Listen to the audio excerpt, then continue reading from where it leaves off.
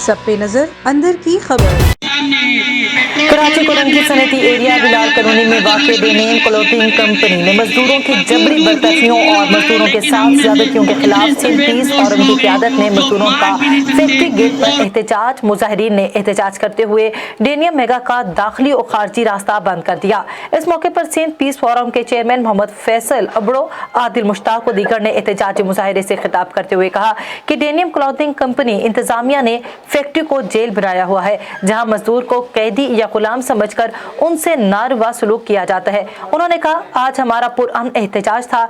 जैसी फैक्ट्री इंतजामिया ने पुरतशद्दुद बनाने की कोशिश की और हमारे कारकुनान और फैक्ट्री मुलाजमीन पर लाठी चार्ज करके उन्हें तशद्दुद का निशाना बनाया, जिसकी वजह से हम पुरजोर मजम्मत करते हैं। हम अपने जायज मुतालबात से पीछे हटने वाले नहीं। हमारा एहतजाज तब तक जारी रहेगा जब तक फैक्ट्री इंतजामिया निकालेगी नहीं, मुलाजमीन को बहाल नहीं करती। दौरान एहतजाज SSP कोरंगी ने सिंध पीस फोरम के चेयरमैन से राब्ता किया और मुतालबात मानने की यकीन दहानी करवाई, जिसके बाद सिंध पीस फोरम की जानिब से 2 दिन में मुतालबात मानने का अल्टीमेटम देकर एहतजाज खत्म कर दिया गया।